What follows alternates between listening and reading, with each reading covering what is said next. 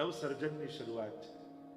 જેમ તમે કોઈ સવારે કપડાં પહેરીને નીકળ્યા ઘરે ઓફિસે, અને ઓફિસે ખૂબ કામ કર્યું, દોડાદોડ કરી, આ કરી, પરસેવે રેબ જેબ થયા, ચારે બાજુ ધૂળ ઉડી, કચરાવાળા કપડાં થયા, અને જ્યારે થાકેલા ઘરે આવ્યા, તમે શું કરો થાક ઉતારવા માટે? લાવને નાહીને કપડાં બદલીને ફ્રેશ થઈ જાઓ. બસ ભગવાન કહે આનું નામ જ મૃત્યુ છે. કોઈ 50 વર્ષ, કોઈ 70 વર્ષ, કોઈ 80 વર્ષ, કોઈ 90 વર્ષ, આખી જિંદગી દોડા દોડ કરી અને આ કપડું કરચલી વાળું થઈ જાય, ખરાબ થઈ જાય, મલિન બની જાય.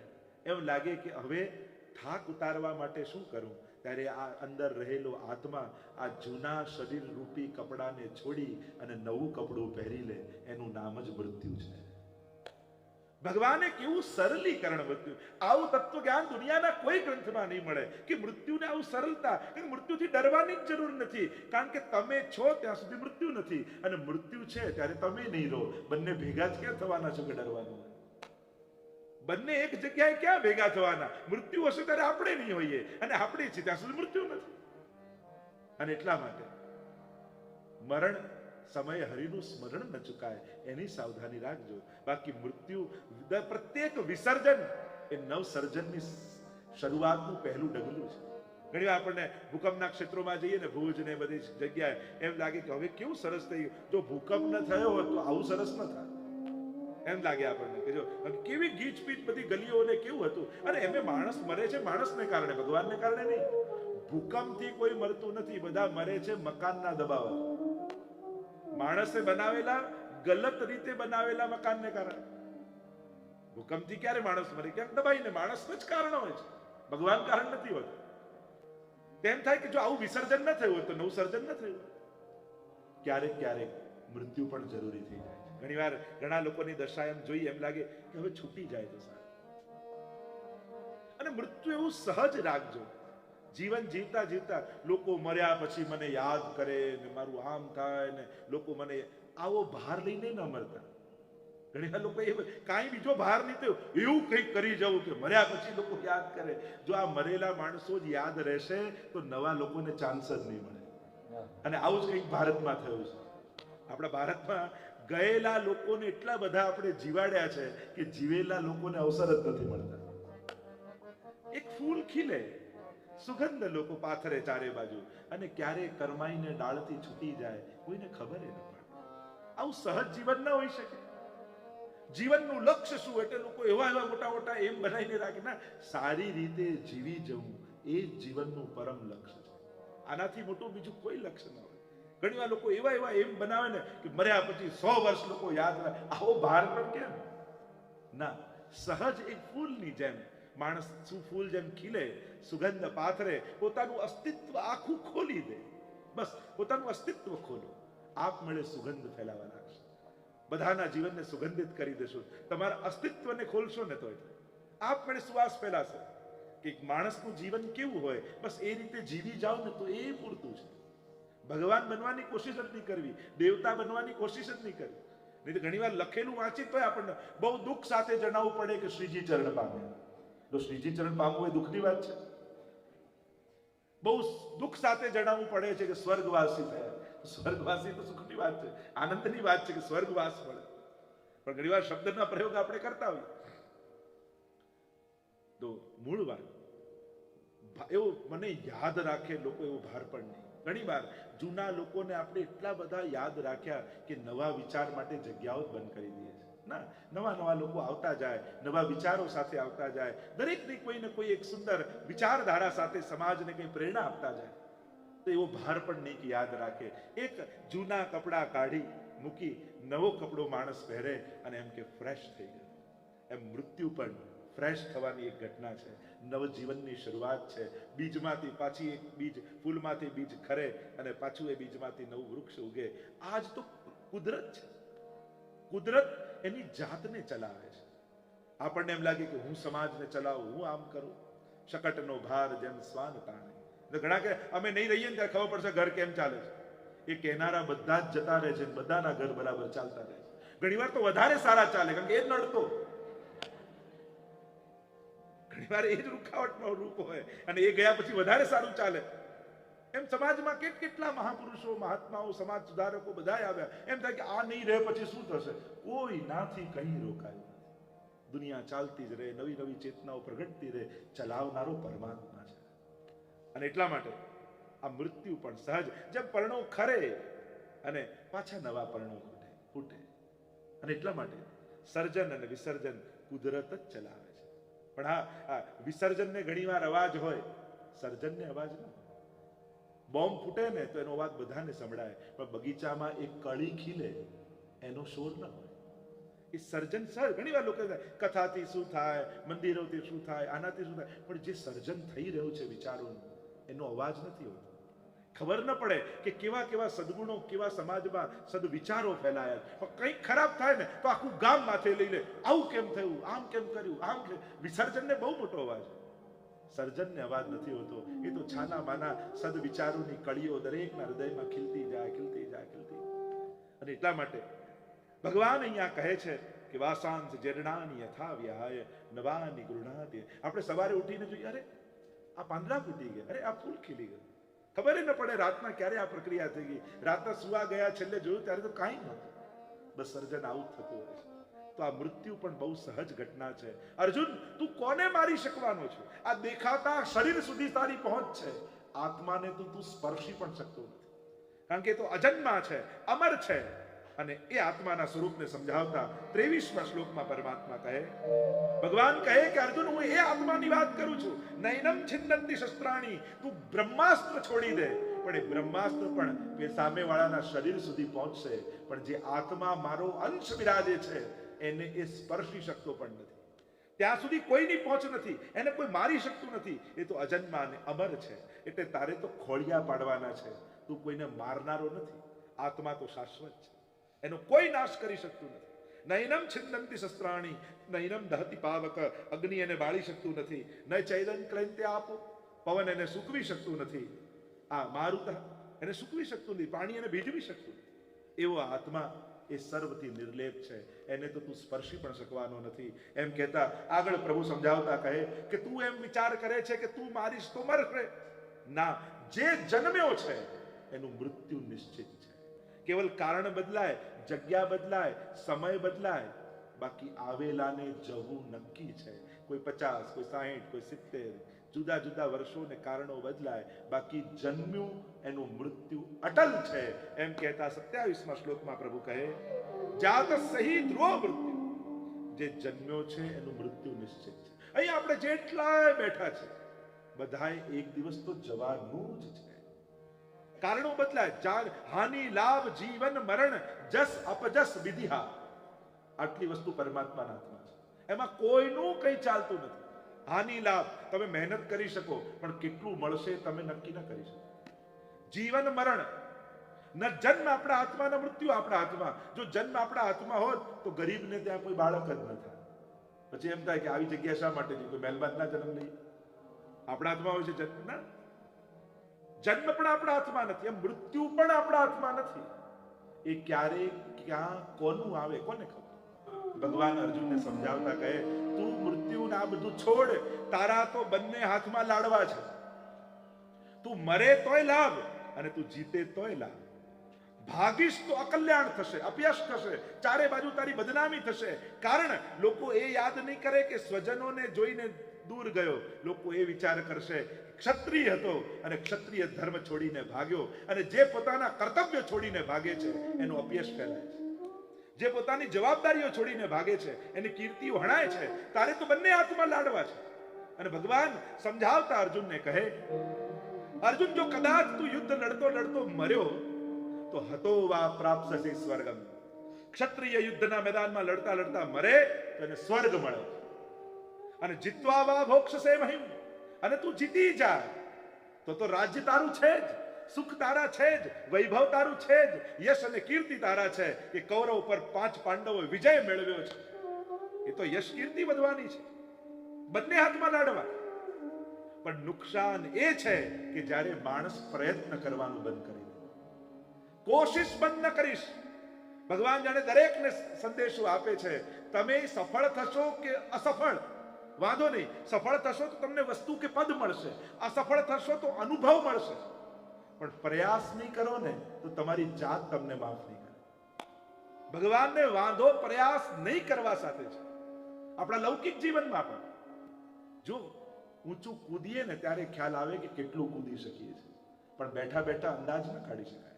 કદાચ આપણા ધાર્યા કરતા આપણે વધારે કૂદી શકીએ એમ હોય.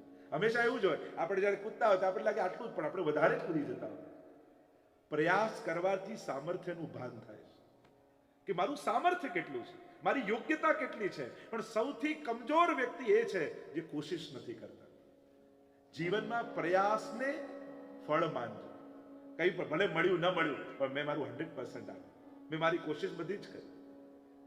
બે વિદ્યાર્થીઓ જતા હતા અને પરીક્ષા આપવાને બહુ મોડું થઈ ગયું, એટલે એકે કહ્યું કે હવે તો પહોંચાશે જ નહીં, એક્ઝામ તો શરૂ થઈ જશે, લાવ હું તો ભગવાનનું નામ લેવા બેસી દઉં, માળા ફેરવવા, ભગવાન પાસ કરી દેશે. અને પેલો બેસીને માળા ફેરવા લાગ્યો. બીજાને થયું ભગવાનનું નામ લેતો લેતો દોડું તો ખરા, કદાચ સમયે પહોંચી જાઉં. અને પ્રભુનું નામ લેતા લેતા ભાગતો ભાગતો ભાગતો દોડતો દોડતો સ્કૂલમાં ગયો, અને સ્કૂલમાં કંઈક મોડું થયું હતું અને આ ટાઈમસર પહોંચી ગયો. બસ એ જ છે, પ્રયાસ માણસને ભગવાન આપણી કમજોરી ન બનવા જોઈએ, ભગવાન આપણી તાકાત બનવા જોઈએ. નહીં તો ઘણી વાર લોકો ભક્ત બને, અમે તો ભગવાનને માનનારા, એટલે બધા અમને છેતરી જાય. તો આવો ભગવાનને માનનારો મૂર્ખ જ હોય એવું કોણે કહ્યું? પ્રભુ તો ચતુર શિરોમણી છે. તમારી અયોગ્યતા યા તમારી અકુશળતા તમારી ભક્તિના વસ્ત્ર નીચે ઢાંકો નહીં. છેતરી જાય ને ભગવાનના ભક્ત થવું આખું જુદી જ વાત છે, એમાં કઈ એને કનેક્ટ ન કરો. ભગવાનને માનનારો કુશળ હોય, પ્રબળ હોય, બળવાન હોય. ભગવાન આપણી કમજોરી નથી, ભક્તિ આપણી કમજોરી નથી, ભક્તિ આપણા જીવનનું બળ છે, તાકાત છે. હું ભગવાનને માનું છું, મને કોઈ હરાવી ન શકે. એ દરેકમાં કુશળ હોય, એ લૌકિક હોય કે અલૌકિક, એ બધામાં જીતનારો હોય, કારણ કે ભગવાન હોય ત્યાં વિજય હોય છે. અને એટલા માટે ભક્ત બન્યા એટલે અસફળતાને ઢાંકતા નહીં. બાળકોને શીખવાડજો, તું ઠાકોરજીને માને છે ને, તારે તો બધામાં ફર્સ્ટ આવવું જોઈએ, તારે તો બધામાં આગળ રહેવું જોઈએ, કારણ કે ભગવાનને માનનારને ભગવાનની તાકાત એની તાકાત સાથે થઈ જાય છે, પ્રભુનું બળ એને મળે છે. એમ પ્રભુને સ્વીકારો ને જીવનમાં, કમજોરી રૂપે નહીં, બળ રૂપે સ્વીકારજો. બાળકોને એ રીતે ભગવાન પાસે લઈ જજો કે ભગવાન એ આપણા જીવનની તાકાત છે. ત્યારે બધે તું હારી જાય, બધે તારા સાથ છોડી દે, ચિંતા ન કરતો, ભગવાન તારો સાથ ક્યારે નહીં છોડે. આ રીતે બળ રૂપે એના જીવનમાં ભગવાન આપશો ને, તો એ ક્યારે હતાશ નહીં થાય, નિરાશ નહીં થાય કે ભલે લોકોએ સાથ છોડ્યો, ઠાકોરજી મારી સાથે છે. ત્રણ પ્રકારના લોકો જીવનમાં હોય, એક ભગવાન મારી સાથે છે એમ માનનારા, બીજા ભગવાન મારી માટે છે એમ માનનારા, અને ત્રીજા ભગવાન મારી માથે છે એમ માનનારા. એ કોઈ ભગવાન મારી માટે છે એટલે કે હું કઈ નહીં કરું, ભગવાન બધું કરી આવશે મારા માટે. આ કમજોર વ્યક્તિનું વિચારધારા છે. જાણે ભગવાન મારી માટે જ પેદા ન થયા હોય, હું જે ઈચ્છું એ હું બેઠો રહું સોફામાં, ટીવીની ચેનલો ફેરવતો રહું અને ભગવાન મારા માટે દોડ્યા કરે. લોકો આને કૃપા માને, પ્રભુ કૃપા કરજો ને, એટલે કે હું બેઠો રહું તમે દોડ્યા કરો. આ ભગવાન મારી માટે છે. બીજા છે ભગવાન મારી સાથે, કે હું કામ કરીશ પણ બળ મારા ભગવાનનું મારી સાથે છે. અને ત્રીજા છે ભગવાન મારી માથે છે. એ પુષ્ટિ માર્ગી વિચારધારા છે કે હું બધું જ કરીશ પણ ભગવાન મારી માથે છે, એટલે બધેથી મને રસ્તો, હું શરણાગત થઈને કાર્ય કરીશ, હું ભગવાનનો થઈને કામ કરીશ, હું ભગવાન માટે કામ કરીશ. ભગવાન મારી માટે છે નહીં, હું ભગવાન માટે છું. ભગવત પ્રીત્યર્થ કર્મ કરીશ, જો ભગવદ્ ગીતાજીના શબ્દોમાં કહું તો. આ પુષ્ટિ માર્ગી વિચારધારા. એટલે તો આપણે કહીએ તમારા માથે કયું સ્વરૂપ બિરાજે છે, તમારા ઘરે કયું સ્વરૂપ બિરાજે એમ નથી કહેતા, તમારા માથે ઠાકોરજી કયા બિરાજે. પુષ્ટિ માર્ગમાં એમ કહેવાય, આપણા માથે ગુરુ તમારા માથે ભગવાન, અને માથે પધરાવે એટલે ઝાંપીજી માથે લઈને ફરવું એ જ નહીં, તો ભગવાનની મહત્તા માની અને જીવનમાં આગળ વધવું. આપણે શોભાયાત્રા કાઢી, શું કર્યું? આ ગીતાજીને માથે પધરાવે. એ શું પ્રતીક છે? કયું પ્રતીક છે? કે હવે જીવનનો રસ્તો ગીતાજીને માથે પધરાવી, એની વિચારધારાને માથે રાખી હવે હું જીવનમાં આગળ ચાલીશ. આ શોભાયાત્રાનું એક સિમ્બોલ, એક ભાવના છે કે માથે રાખીને ચાલવું, એટલે નક્કી કરે છે જીવ એ સમયે કે હવે રસ્તો એ પસંદ કરીશ જે ગીતાજીએ બતાવ્યો છે, જે ભગવાને બતાવ્યો છે. આમ ભગવાન કહેવા લાગ્યા, તસ્માદ ઉત્તિષ્ઠ કૌંતેય યુદ્ધાય કૃતનિષ્ઠ. ઊભો થા, કોશિશ કર, પ્રયત્ન કર અને તારા ગંતવ્ય સુધી પહોંચી જા. ઉઠ જાગ મુસાફિર ભોર ભઈ, અબ રૈન કહા જો. તસ્માદ ઉત્તિષ્ઠ કૌંતેય યુદ્ધાય કૃતનિષ્ઠ. ઊભો થા, યુદ્ધ માટે તૈયાર થા. કારણ કે જો મહેનત નહીં કરે, કોશિશ નહીં કરે, તારી જાત તને માફ નહીં કરે. અને એક વસ્તુ યાદ રાખો, લોકો માફ ન કરે તો જીવી શકાય, પણ પણ જ્યારે જાત માફ ન કરે ને ત્યારે માણસને જીવવું બહુ અઘરું છે. માણસ જ્યારે પોતાની સાથે દગો કરે ને ત્યારે પોતાની જાતને સમજાવવી બહુ અઘરી થઈ જાય. પછી એ કારણ કે બીજાથી બચી શકો, બીજાથી દૂર જઈ શકો, પોતાનાથી તો ભાગી શકાતો નથી.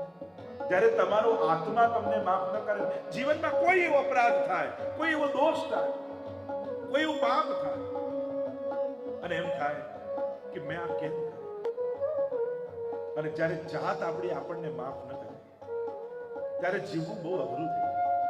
ભગવાન અર્જુનને એ જ કહે છે, જીતીશ તો રાજ્ય છે, મરીશ તો સ્વર્ગ છે, પણ કોશિશ નહીં કરે તો જીતા જીવંત નર્ક ભોગવવું પડશે. કારણ તારી જાત તને કહેશે કે તું કરી શકે એમ હતો ને તે પ્રયાસ ન કર્યો, તે કોશિશ ન કરી. અને એટલે બધાને કહીશ, જીવનમાં જે પામવા ઈચ્છો છો એનો એકવાર કોશિશ જરૂર કરો. વધારામાં વધારે શું થઈ જશે, અસફળ થશો, વાંધો નહીં, પણ કોશિશ નહીં કરીને તો જાત માફ નહીં. એમ ભગવાન સુંદર રીતે અર્જુનને સમજાવે છે કે તારા તો બંને હાથમાં લાડવા છે, બંને હાથમાં સફળતા છે. અર્જુન અનેક પ્રકારના પ્રશ્નોથી ઘેરાયેલો, અને ત્યારે ભગવાન કર્મનો એ સુપ્રસિદ્ધ સિદ્ધાંત, જગતમાં પ્રખ્યાત શ્લોક, કદાચ અહીંયા બેસેલા દરેકને આવડતો હશે, અને એ શ્લોક ભગવાન 47મા શ્લોકને કહેતા પ્રભુ કહે, કર્મણ્યેવાધિકારસ્તે, કર્મમાં જ તારો અધિકાર છે, મા ફલેષુ કદાચન, ફલમાં ક્યારે. ઘણા લોકો એમ વિચાર કરે, આના અનેક અનેક અર્થો, અનેક વિચારકો, અનેક આજ સુધીના કેટલા ધર્માચાર્યો આના અર્થો કર્યા. ફળની આશા ન રાખીશ એવું ભગવાને નથી કહ્યું કે ફળની આશા ન રાખીશ. ભગવાન આમાં એમ કહે છે, તે જે ધાર્યું છે એ જ તને મળશે એવી આશા ન રાખીશ. કારણ કે તારો અધિકાર ક્ષેત્ર તારું કયું? કર્મ કરવાનું. હવે એમાં તું કેટલા પર્સન્ટેજ આપે છે એના માટે તું છૂટ છે. કર્મમાં તું સ્વતંત્ર છે. જો ભગવાને બધી સુવિધા આપી દીધી, એને ક્યાં વાપરવું એ આપણા માટે સ્વતંત્ર છે. આપણે એમ કહીએ કે બધું ભગવાનની ઈચ્છાથી થાય તો એમ થાય કે પાપ મેં કર્યા તો એ ભગવાને કરાવ્યા ના કહેવાય. ભગવાન અહીંયા કહે છે કર્મમાં તું સ્વતંત્ર. કર્મણ્યેવા અધિકાર એટલે કે જોવાની શક્તિ ભગવાન આપે છે, પણ શું જોવું ને શું ન જોવું એના માટે આપણને સ્વતંત્ર બનાવે. પછી ફળમાં પરતંત્ર. એકવાર આ જોયું પછી એનું ફળ શું મળશે એમાં પછી આપણો હસ્તક્ષેપ ન ચાલે, એ પછી ભગવાન નક્કી કરશે. મા ફલેષુ કદાચન. બોલવાની શક્તિ ભગવાનની, બધું કરાવે એટલે આ બધી શક્તિ ભગવાન. કારમાં એન્જિનની જેમ ભગવાન, પણ સ્ટેરિંગ તો આપણા જ હાથમાં આપે છે કે એ કારને ક્યાં લઈ જવી. બોલવાની શક્તિ ભગવાનની, પણ શું બોલવું ને શું ન બોલવું એમાં આપણે સ્વતંત્ર. એમાં ભગવાન હસ્તક્ષેપ નથી કરતા. તને છૂટ આપું છું, તું નક્કી કર તારે શું બોલવું. પણ માણસની તકલીફ એ લોકો ગોખાવા પડે, પણ ગાળ કોઈને શીખવાડવી પડે કે બેટા બે ચાર શીખી લે, ઝઘડો થાય તો કામ લાગશે. ના, એ શીખી જ જાય. માણસની તકલીફ જ એ છે, ઉત્તમ બનવા માટે પ્રયાસ કરવો પડે છે. અધમતા સહજ નક્કી કરી લે છે માણસ. સીધી લાઈન કરવી હોય ને તો મહેનત કરવી પડે, પણ કોઈ કે લીટા કરો તો એમાં કોઈ મહેનત નથી કરવાની જરૂર. પાણી ઉપર ચડાવવું હોય તો મોટર લગાવવી પડે, નીચે ઉતારવા કેમ મોટરની જરૂર પડે છે? પતન માટે કોઈ પ્રયાસની જરૂર નથી. માણસનો સ્વભાવ જ કાફી છે, એની વૃત્તિ જ કાફી છે. ઉત્તમ થવા માટે પ્રયાસ કરવા પડશે. અને એનું હંમેશા આપણે ઊંધું વિચારી, સારું કંઈ કરો એ તો ભગવાન કૃપા કરશે ને ત્યારે થશે, અને ખરાબ કરું આ તો મારે જ કરવાનું છે. ઉત્તમ ભગવાન પર મૂકી દઈએ. હંમેશા યાદ રાખો, ઉત્તમ વસ્તુ તમારે પ્રાપ્ત કરવી પડશે, તમારે કોશિશ કરવી પડશે એના માટે. અને અધમતા તો સહજ છે, સ્વાભાવિક છે. જેમ કોઈને ચેપી રોગ લાગ્યો હોય, એની બાજુમાં જઈને તમે બેસો, તમને ચેપ લાગી જાય. પણ કોઈ પહેલવાનની બાજુમાં જઈને બેસો, તમે પહેલવાન ન થઈ જાઓ. એના માટે તો આપણે દંડ બેઠક કરવી પડે. ઉત્તમતા પ્રાપ્ત કરવી પડતી હોય છે, અને દુસ્સંગ તો સહજ લાગી જતા, દુર્વિચારો તો સહજ મનમાં. કારણ કે જન્મ જન્માંતરથી આવું જ કરતા આવ્યા એટલે એનો વિચાર આવવો બહુ સહજ છે. ઘણા લોકો ખરાબ જ વિચાર આવે, સારા વિચાર આવતા જ નહીં, કે જન્મ જન્માંતરથી આ જ વિચાર્યું છે. જેની બહુ પ્રેક્ટિસ કરી હોય ને સહજ થઈ જાય. આપણે આની જ પ્રેક્ટિસ કરી છે અનેક જન્મોથી, એટલે ઉત્તમ બનવા પ્રયાસ કરવો પડશે. અને એટલે ભગવાન કહે છે કે કર્મમાં તું સ્વતંત્ર છે.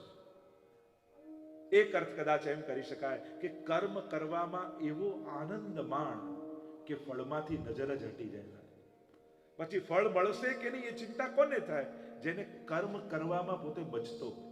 આપણે જલ્દી કામ પતે તો સારું, જલ્દી મળી જાય તો સારું. જે કર્મથી બચે એનું ધ્યાન ફળમાં વધારે હોય.